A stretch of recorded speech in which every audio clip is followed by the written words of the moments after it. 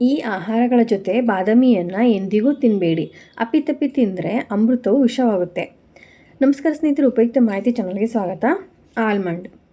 ಆಯುರ್ವೇದ ಮತ್ತು ಆಧುನಿಕ ಪೌಷ್ಟಿಕಾಂಶ ವಿಜ್ಞಾನದ ಪ್ರಕಾರ ಬಾದಾಮಿಯನ್ನು ಕೆಲವು ನಿರ್ದಿಷ್ಟ ಆಹಾರಗಳೊಂದಿಗೆ ಜೊತೆಯಾಗಿ ಸೇವಿಸೋದ್ರಿಂದ ಅದು ದೇಹಕ್ಕೆ ಲಾಭ ನೀಡುವ ಬದಲು ಹಾನಿ ಉಂಟು ಮಾಡುತ್ತದೆ. ಬಾದಾಮಿ ಬಹಳಷ್ಟು ಜನರಿಗೆ ಅಚ್ಚುಮೆಚ್ಚಿನ ಡ್ರೈ ಫ್ರೂಟ್. ಪ್ರೋಟೀನಿನ ಆಗರವಾಗಿರುವ ಬಾದಾಮಿಯಲ್ಲಿ ಫೈಬರ್ ಮತ್ತು ಒಮೆಗಾ 3 ಪ್ರಮಾಣ ಸಿಕ್ಕಾಪಟ್ಟೆ ಇದೆ. ಹೀಗಾಗಿ ಜನರು ಹೆಚ್ಚಾಗಿ ಬಾದಾಮಿಯನ್ನು ಸೇವಿಸ್ತಾರೆ. ಆದರೆ ಆಯುರ್ವೇದ ಮತ್ತು ಆಧುನಿಕ ಪೌಷ್ಟಿಕಾಂಶ ವಿಜ್ಞಾನದ ಪ್ರಕಾರ ಬಾದಾಮಿಯನ್ನು ಕೆಲವು ನಿರ್ದಿಷ್ಟ ಆಹಾರಗಳೊಂದಿಗೆ ಜೊತೆಯಾಗಿ ಸೇವಿಸೋದ್ರಿಂದ ಅದು ದೇಹಕ್ಕೆ ಲಾಭ ನೀಡುವ ಬದಲು ಹಾನಿ ಉಂಟು ಮಾಡುತ್ತದೆ. ಬಾದಾಮಿಯಲ್ಲಿ ಪ್ರೋಟೀನ್, ಆರೋಗ್ಯಕರ ಕೊಬ್ಬುಗಳು, ಫೈಬರ್, ವಿಟಮಿನ್ ಇ, ಮೆಗ್ನೀಷಿಯಂ ಹೀಗೆ ಹಲವಾರು ಪೋಷಕಾಂಶಗಳನ್ನು ಹೊಂದಿರುತ್ತದೆ.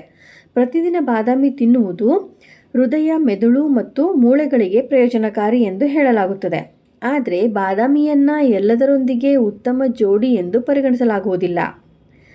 ಬಾದಾಮಿ ಈಗಾಗಲೇ ಆರೋಗ್ಯಕರ ಕೊಬ್ಬನ್ನು ಹೊಂದಿರುತ್ತದೆ.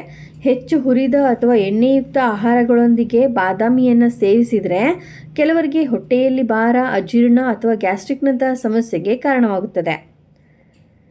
ಇನ್ನು ಬಾದಾಮಿಯನ್ನು ಸಕ್ಕರೆ ಮತ್ತು ಸಿಹಿ ತಿಂಡಿಗಳೊಂದಿಗೆ ಸೇವಿಸೋದ್ರಿಂದ ಕ್ಯಾಲೋರಿ ಸೇವನೆ ಹೆಚ್ಚಾಗುತ್ತದೆ. ಇದರಿಂದ ತೂಕ ಹೆಚ್ಚಳವಾಗುವ ಸಾಧ್ಯತೆ ಕೂಡ ಹೆಚ್ಚಿರುತ್ತದೆ.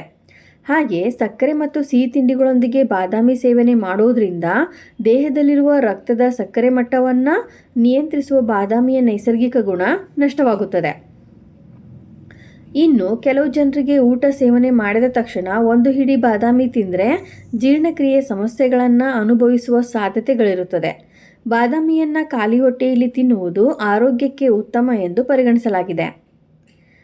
ಅಧಿಕ ರಕ್ತದೊತ್ತಡ ಅಥವಾ ಹೃದಯದ ಸಮಸ್ಯೆಗಳಿಂದ ಬಳಲುತ್ತಿರುವ ವ್ಯಕ್ತಿಗಳು ಉಪ್ಪಿನ ಜೊತೆ ಮಿಕ್ಸ್ ಮಾಡಿ ಹುರಿದ ಬಾದಾಮಿಯನ್ನು ಸೇವನೆ ಮಾಡುವ ಬದಲಿಗೆ ಸಾದಾ ಅಥವಾ ನೆನೆಸಿದ ಬಾದಾಮಿಯನ್ನು ತಿನ್ನುವುದು ಉತ್ತಮ.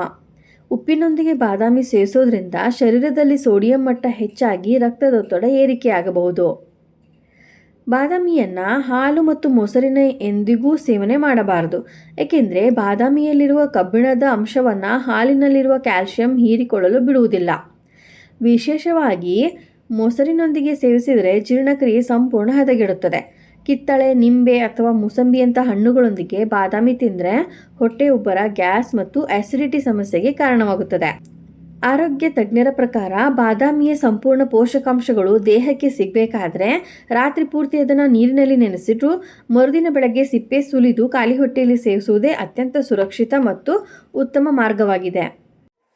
ಇದೇ ರೀತಿ ಮಾಹಿತಿಗಾಗಿ ನಮ್ಮ ಚಾನಲನ್ನು ಸಬ್ಸ್ಕ್ರೈಬ್ ಆಗಿ ಮತ್ತು ಶೇರ್ ಮಾಡಿ. ಧನ್ಯವಾದಗಳು.